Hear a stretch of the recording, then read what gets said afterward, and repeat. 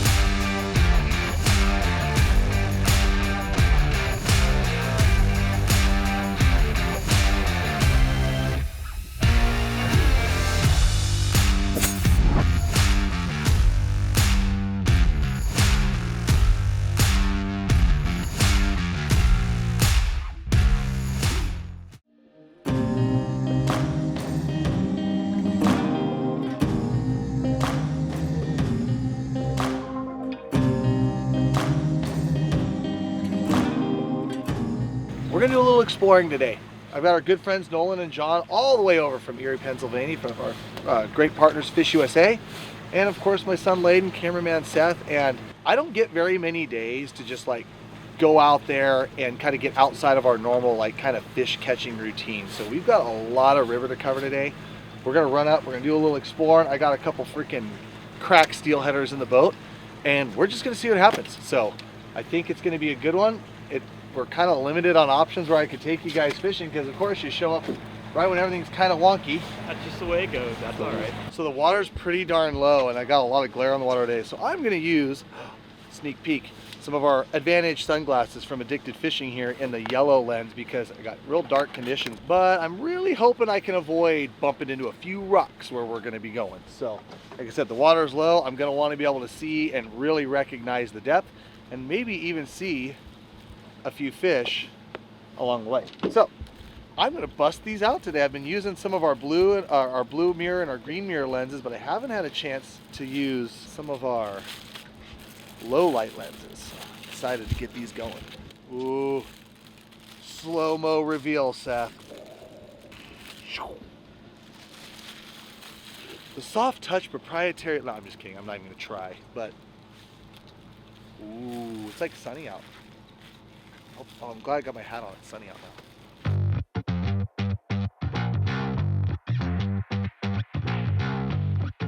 Soft, supple sea behind it. Let's try in there.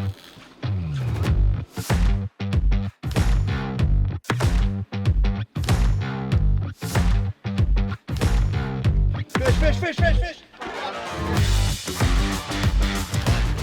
It is a little guy, but it's a start.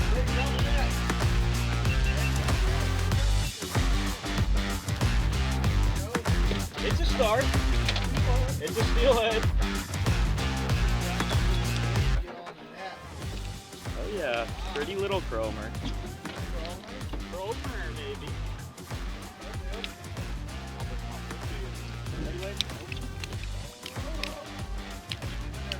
It was real tight, Cam. Real tight. You called it.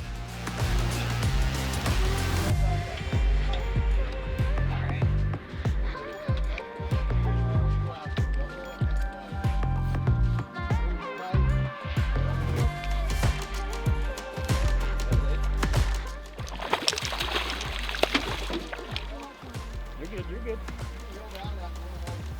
All right.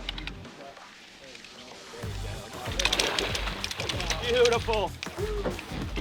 Hey, that's a start, Nolan. Yeah, thanks, Cam. Well, clean up Right where you called them. Now those are the steelhead size that you're used to, right? Oh, so you're just like home, just like home. Awesome. But only you catch 40 of those a day. Yeah. Cool. Feels great to be back out here sharing the boat with you though, Cam. Yeah. Blessing any day I get to be in the boat with you. That's a good. That'll do. Nice little buck. He'll cut good.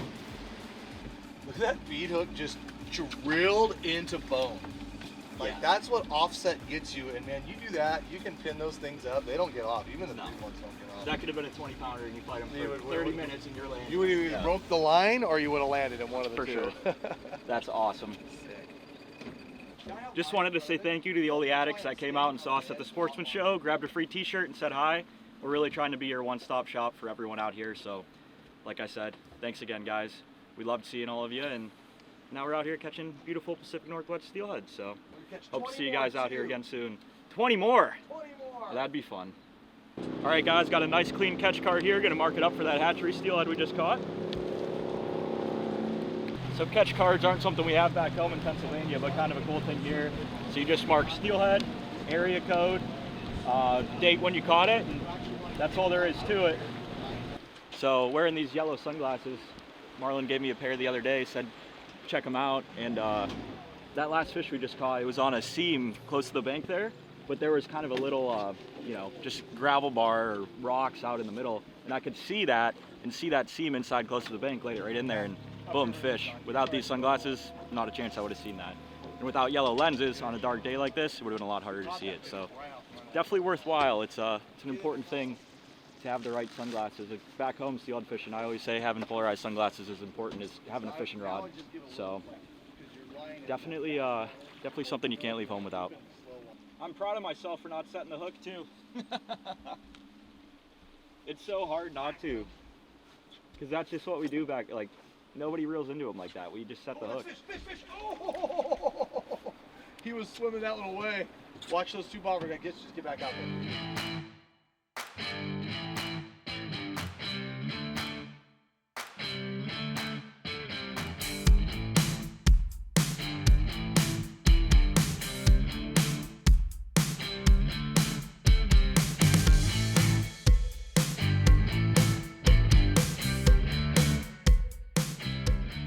Okay guys, reel them up. I think we're gonna switch techniques.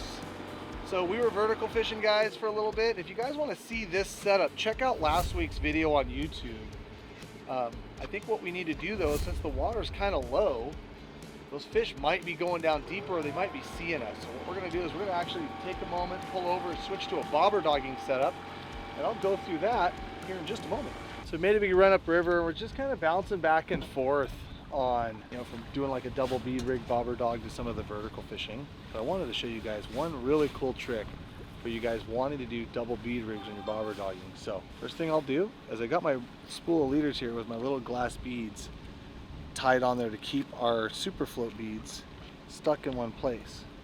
Well, when you untie these out, I always use these, what's called a Duncan loop on the end of them. The reason why I do that is because when I want to add another bead, so I'm going to take this bead off my leader spool. It's got that little glass bead tied in there. And Nick really likes to do it this way, but we're going to just do a little bright orange bead here. Just going to take that guy, drill right through the middle of it, pop it out like so. Slide it up the line and then slide it up over that bead nice and slow. I don't want to pull it too hard. I don't want to try to tear the plastic. And just get that to pop out there. Let that hang now. So I got a Duncan loop knot here, and you guys can look that up on YouTube. But what I'll do is I'll take this hook, take the loop, put it over the hook, and pull that tight. And bam, that's tied up to where now I've got my double bead leader ready to go for bobber dogging. So since I got my double bead leader tied on here, basically I've just got a small snap swivel that's holding on my piece of pencil lead. And I'm going to adjust my pencil lead a lot to where if I'm dragging too hard or not getting down quick enough. You know, one thing about bobber dogging effectively is always kind of like having this paired up and matched up with the right bobber and the right leader length to where this is always making some good bottom contact. And also is able to move down the river. If it's too heavy, it's going to drag too much, you're going to snag too often. If it's too light, when you cast out, it's going to take forever for your bumper line to get all the way down to the bottom. On my bumper line here, I've got some 15-pound, just a little bit heavier than my leader, and I've got two little egg weights that just in case I snag this lead and break it off, that this, hopefully this bobber will stay on my line and I'm not going to have to chase it down the river and look like a ding-dong in front of everybody. Sliding bobber, the little indicator corky that you guys see us use on all of our sliding floats that just tells me if I'm screwed up, and then a bobber stop bead, and then up about 10 feet, I have my bobber stop. So one thing when it comes to mending line, Big Dave said in one of our seminars or bashes that we taught together, it's such a good kind of thing to have in the back of your mind when bobber dogging. He's like, bobber dogging is not automatic. People think you just cast your bobber out and just let whatever happens. But he said every 2 or 3 seconds, you should be either mending your line up, lifting your rod, or letting line out and feeding the bobber. And you know what? He's completely right. Like, if you're going to be an effective bobber dogger and you want to make one cast and have your bait fishing effectively for the whole run, even if it's 300 or 400 yards long or a mile long, you've got to constantly be making sure that you have just the right amount of line, which is about 3 or 4 foot, in front of your bobber to where that bobber tracks true in the water and runs down. And if you're going to do that with the boat moving in and out, I'm always going to be letting that line out or reeling it up or constantly taking a crank or two. You always want to make sure, what is that? Oh, sorry. You always want to make sure that you're doing something when you're bobber dogging. Don't get complacent for when your bobber goes down, just like his did. Oh, reel.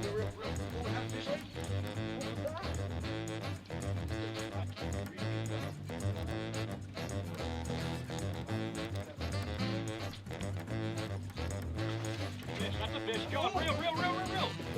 That was a fish. That was swimming up the stream.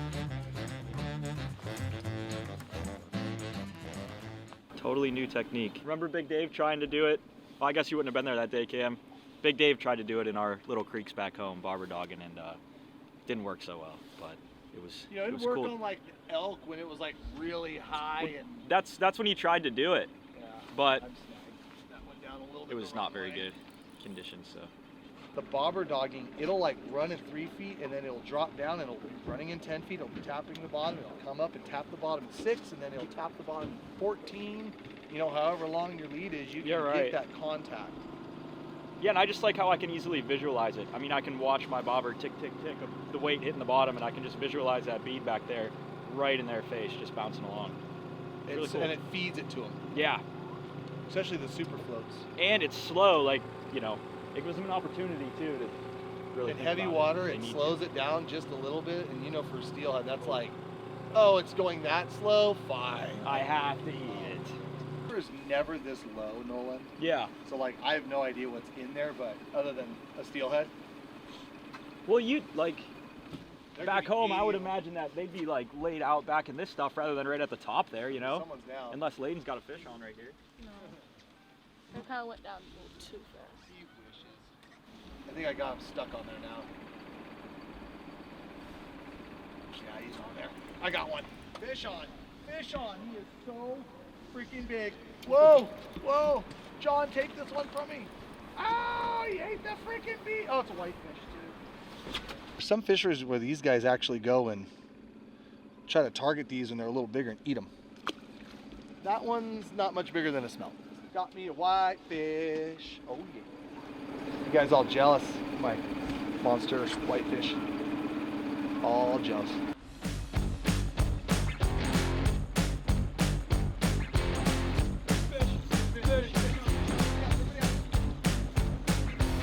Little guy.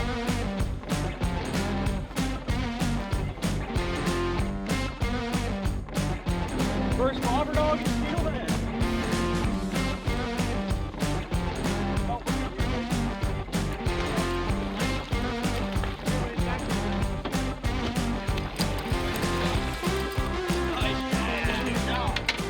First bobber dog and steelhead. Let's go. That was an awesome bite too. Awesome bite. Another one, getting bigger. That's like a 6-pounder. Getting bigger, getting Yeah, chromer. baby. Nice net job, dude. We're gonna cast this way. Hey, you keep catching those freaking Great Lakes steelhead. Catch a Northwest steelhead. I'm trying, will ya? Cam. Jeez. We got to work our way up. Working your way up. I haven't caught a steelhead in months because we've been frozen solid, so Okay, all right. Had to- We'll let it slide then. had to break the ice a little bit. We'll let A it couple slide. beautiful hatchery fish, but I feel a big wild coming in the near future, hopefully. I'm getting kind of embarrassed though, because the last episode we filmed, I got cleaned up behind me all day too. Uh-oh.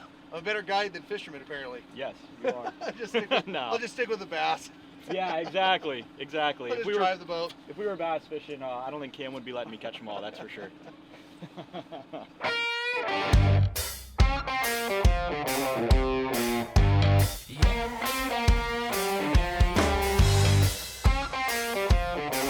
Wow, that looks awesome. we don't have mountains like that back home, so just seeing the mist come off the mountains like that, it's enough to put you in a good mood out here fishing, even when it's tough. Tough fishing and you already have 2 in the boat? Yeah. Where I'm from, there's no shortage of steelhead, so catching two is amazing out here. I have absolutely 0 complaints about that, especially when you're in the boat learning from somebody like Cameron Black. But coming out here from the Great Lakes, like the goal is always to catch a giant, you know, just because we have a lot of really nice average size steelhead, you know, 4 to 8 pounds, but these big giant 30+ inch steelhead, chrome, sea lice, there's nothing in the world like it. Absolutely nothing. It's incredible. So hoping to see one here soon. I think Cam's gonna put us on one.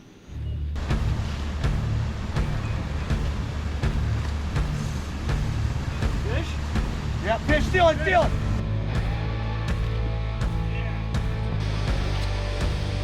Off the boat, down low, down low, down low, off the boat.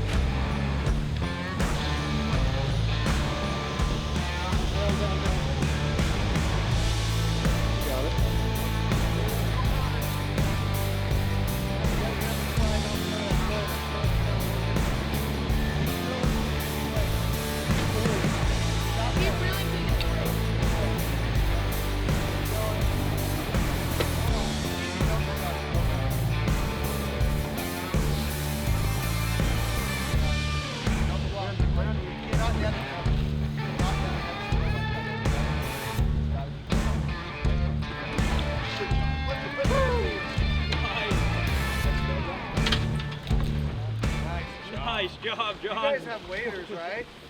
Yeah. Okay, hold on. Leave him in the net. I'm going to just shoot to that bank. Nice job.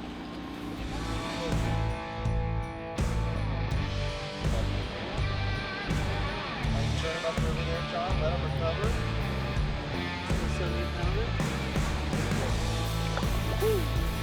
You didn't want to stay with us any longer. Sweet. Yeah. That was awesome. All right, I'm not gonna lie. I'm starting to get a little bit of complex of all these guys catching fish behind me on these episodes. I promise you I hook them every now and then. Apparently everybody just cleans up behind me now. Like over and over and over and over again. Gonna have to figure something out here quick. New job. Only a face a mother could love.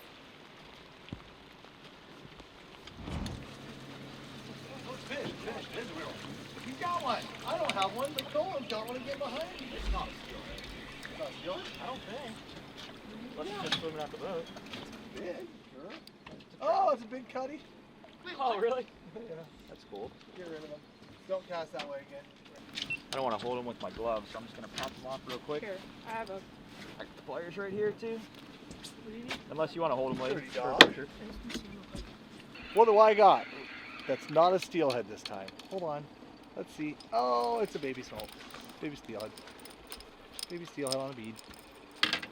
Eating a floater bead again. Well, guys, this is all I'm going to catch today. So, and we have a long boat ride to go back to the ranch. So, I think we are going to go there, head that way, and clean some fish because it's going to take us a little while to get back there.